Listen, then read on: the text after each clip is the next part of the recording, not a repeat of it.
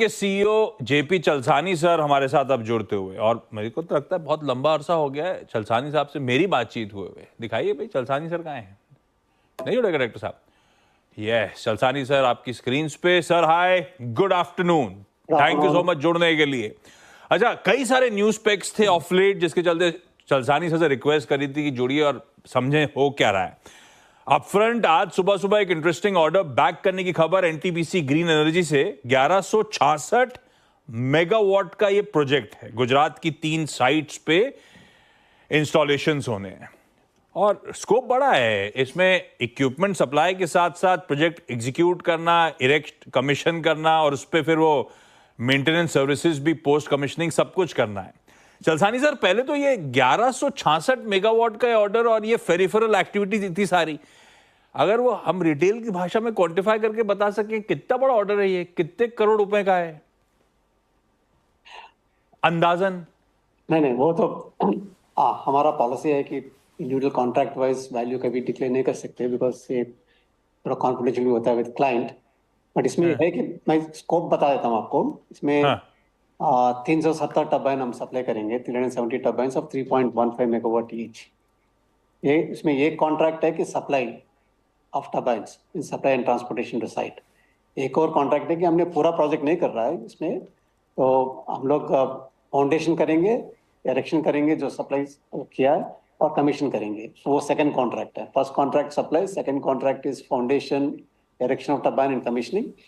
Third contract है first 10 years के लिए ओएमएस कॉन्ट्रैक्ट, सर्विस कॉन्ट्रैक्ट है। वो जो सर्विस कॉन्ट्रैक्ट जो है कि जब moment turbine gets commission, service contract start हो जाता है। नॉर्मली हमारा सिस्टम क्या है कि all over contracts, supply contract generally starts 2 to 3 years after commissioning, because वो वारंटी पीरियड होता है, उसमें फ्री ओएमएस बोलते हैं। बट यहाँ ऐसा नहीं है कि रेवेन्यू सर्विस बिजनेस के लिए revenue will start right from day one. वो एक एडवांटेज। ये 3 कॉन्ट्रैक्ट है और ये अभी तक सबसे बड़ा कॉन्ट्रैक्ट अवार्ड हुआ है विंड एनर्जी सेक्टर में, और हमारा पहले कॉन्ट्रैक्ट है एनटीपीसी के साथ। अच्छा, जहां तक जून एंड तक की बात थी, मुझे याद है वो आपने एनालिस्ट कॉन कॉल में मेंशन कर रहा था 3.8 गीगावाट की ऑर्डर बुक है इस समय।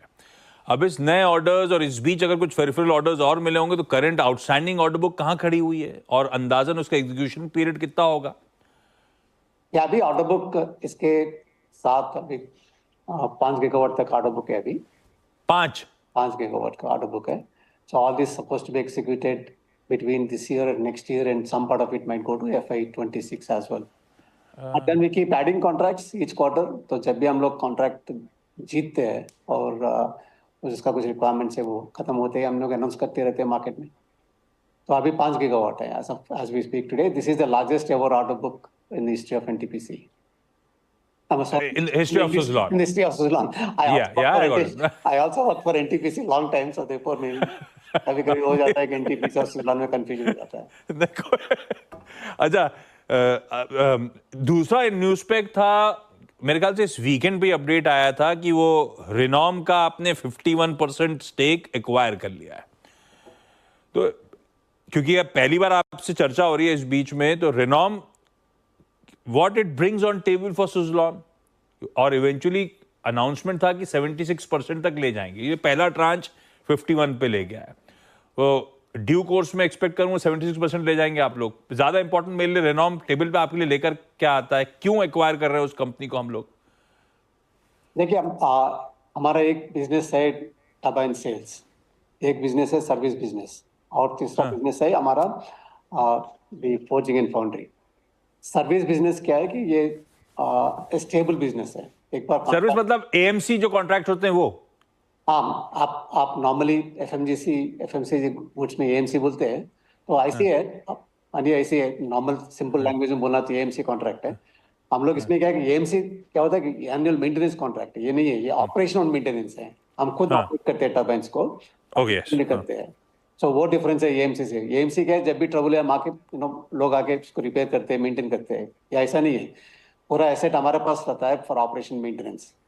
तो सर्विस बिजनेस क्या है कि आपको स्टेबल रेवेन्यू देती है, उसमें अप एंड डाउन नहीं होता है। लाइक डब्ल्यूटीसी बिजनेस क्या है कि अप एंड डाउन है, कभी ऑर्डर ज्यादा है, ऑर्डर नहीं है।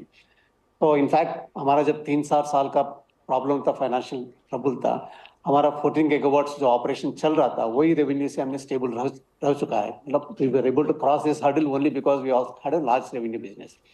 So now we decided that we should increase our the OMS business significantly. इसमें दो तरीके होता है. एक हमारा टर्बाइन, जो भी टर्बाइन हम सेल करते हैं उसका OMS लेते हैं हम. ए मैंडेटरी हमारा पॉलिसी. अगर कोई क्लाइंट ऐसा बोलता है कि हम आपसे सप्लाई टर्बाइन लेंगे लेकिन OMS आपको नहीं देंगे तो हम टर्बाइन भी नहीं बेचते. Currently our policy is that every single turbine we sell at the time of sale OMS contract भी साइन करना है. तो वो एक ग्रोथ इंजन है हमारे लिए. जितना भी हम ऐड करते रहेंगे तो उतना बढ़ते रहेगा. बट लेकिन हमने सोचा है कि देखिए आज करीब 47 गीगावाट्स का कमीशन हो चुका है.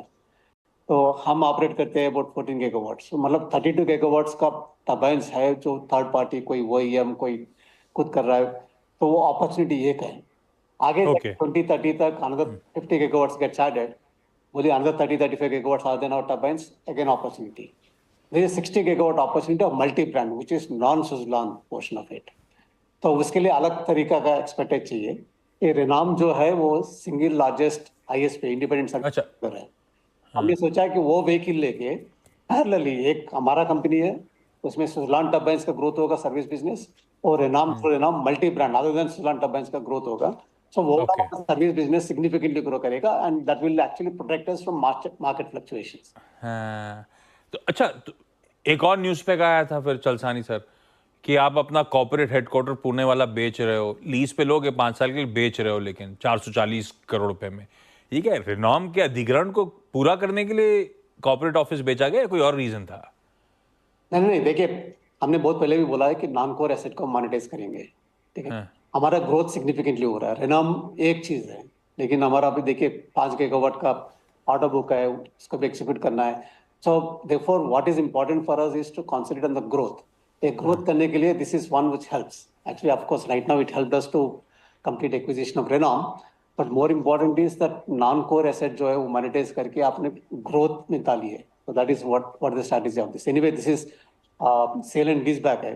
The property still remains with us. We will be operating from here, and so therefore it is more of a strategic decision of monetize a non-core asset, put it in the growth, because there's so much of growth possibility opportunities right now. So we want to capture every single चपरासी and Crorepati growth. अच्छा चलसानी sir, जाते जाते पिछला 1-1.5 साल गजब रहा है सुजलॉन के लिए. मतलब चाहे वो बैलेंस शीट की रिपेयर की बात हो, कैश फ्लोज वापस पॉजिटिव हो जाना हो, कंसिस्टेंटली क्वार्टरली प्रॉफिट्स क्लॉक करना हो, रिटर्न रेशियोज की हेल्थ की बात हो, हर पैरामीटर्स पे बढ़िया चेकबॉक्स पे आप लोग टिक कर रहे हो. ऐसे में यहां से और ऑपरेशनल रैंप अप एक्सपेक्ट करूं FY25 में? कुछ इंटरनल बॉलपार्क गैस एस्टिमेट्स लेके चल रहे हो, back of the envelope calculation लेके चल रहे हो आप लोग? कहां पहुंचेगी रेवेन्यूज, कहां पहुंचेगी प्रॉफिटेबिलिटी? यहां से कोई रोड मैप ड्रॉ करा आप लोगों ने? रोड मैप तो रहेगा, किया तो होगा, बताना चाहोगे क्या आप? नहीं, रोड मैप तो रहेगा ऑब्वियसली. तो वो गाइडेंस तो आपको पता है हम गाइडेंस नहीं देते हैं. पर लेकिन एक चीज है कि आपने करेक्ट बोला, बट मोस्ट इंपॉर्टेंट फैक्टर जो है कि पिछले 1 साल में हमने जो भी किया वो परमानेंट सोल्यूशन लेके आया. हमारा बैलेंस शीट का प्रॉब्लम हमेशा हमको होता था, उसको रेक्टिफाई किया हमने, कॉस्ट रिडक्शन कर दिया हमने. सो देयरफॉर अभी ऑर्डर बुक भी है एंड वर्किंग कैपिटल अरेंजमेंट भी है. So therefore we fixed all the issues. So now it's question of going and executing and keep growing. And for that, what is required is organization. We also done significant addition to organization at the senior leadership level. Organization building भी किया हमने. So touch wood, everything is going fine, and we do expect that all the efforts, whatever we put in the last 1 year, will turn towards growth quarter on quarter from now onwards. Hoping so. Chalasani sir, बातचीत करने के लिए Thank you.